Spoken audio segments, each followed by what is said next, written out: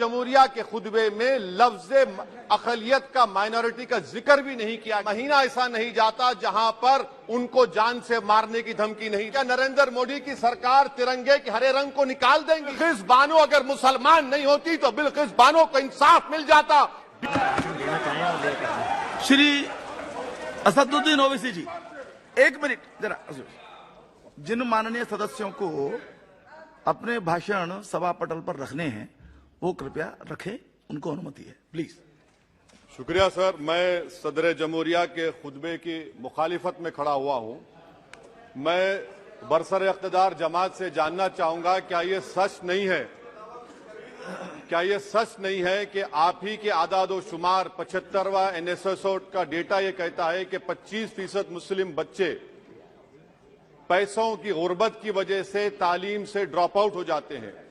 क्या ये सच नहीं है कि 7 साल से ऊपर जो बच्चों का खवानगी का तनासुब है तमाम मज़ाहिब में सबसे कम मुसलमानों का है? क्या ये सच नहीं है कि ग्रॉस अटेंडेंस रेशियो तमाम मज़ाहिब का सबसे कम मुसलमानों का है? क्या ये सच नहीं है कि सबसे कम एनरोलमेंट जो होता है वो मुसलमानों का है?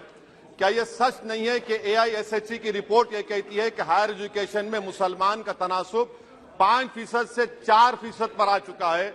और ये सरकार इन तमाम आदादो शुमार को देखते हुए, इनके आदादो शुमार को सामने रखते हुए सदर जमहूरिया के खुतबे में लफ्ज अकलियत का, माइनॉरिटी का जिक्र भी नहीं किया गया, जो भारत की आबादी का 19% का हिस्सा है।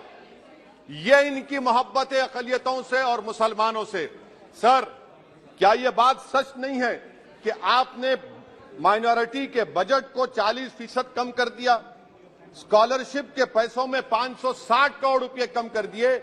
ये आपकी मोहब्बत है जो नफरत की निशानी बनती है। नरेंद्र मोदी की सरकार ये नहीं चाहती कि अकलियत और मुसलमानों के बच्चे तालीम याफ्ता होकर इस देश को मजबूत करें।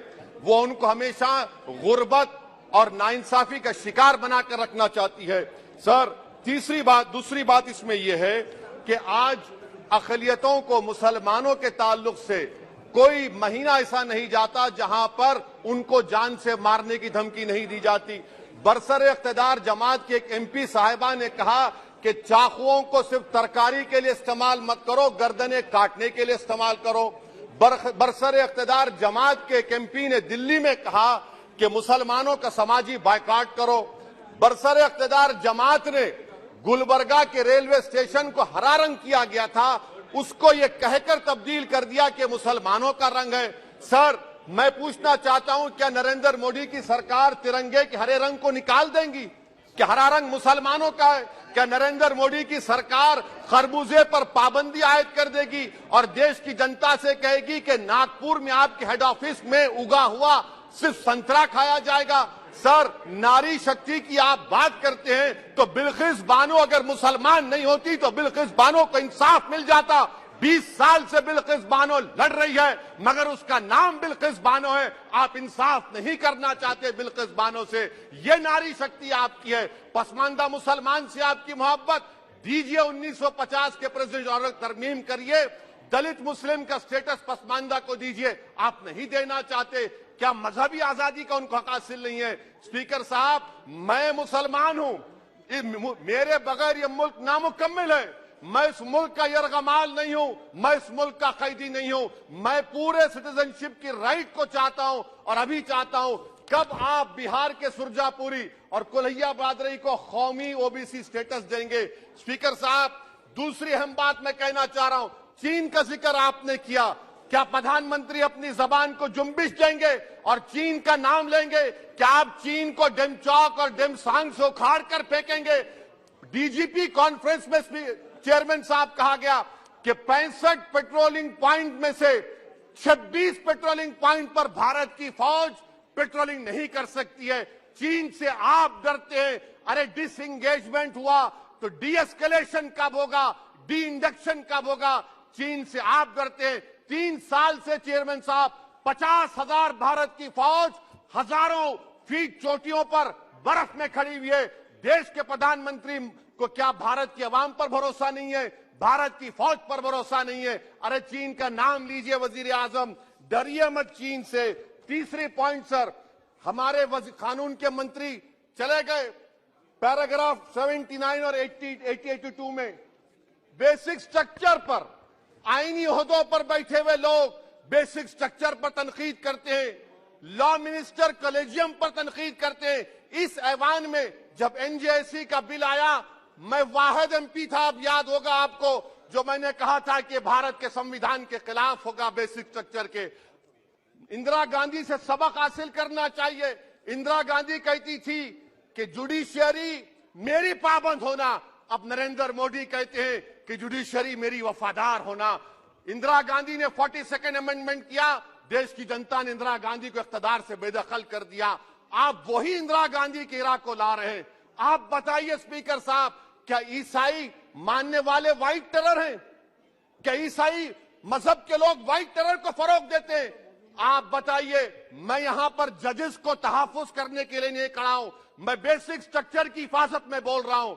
मैं अदलिया की आजादी के लिए खड़ा हूं, मैं एग्जीक्यूटिव की आजादी के लिए खड़ा हूं, लेजिस्लेचर की आजादी के लिए खड़ा हूं। चेयरमैन साहब, कोर्ट का काम ये नहीं है, जजेस का काम ये नहीं है कि नरेंद्र मोदी सरकार की मदद करे। अदलिया का काम यह है कि इस देश की कमजोर और मजलूम आवाम से इंसाफ किया जाए। चौथा पॉइंट स्पीकर साहब, यहां पर एक बड़े सरमाएदार का जिक्र किया गया है। क्या यह बात सच नहीं कि कांग्रेस और बीजेपी ने ओलिगार्क्स को पैदा किया? आप दोनों ने मिलकर ओलिगार्क्स को पैदा किया। आज इसी वजह से 60% मुल्क की दौलत 1% जनता के पास है।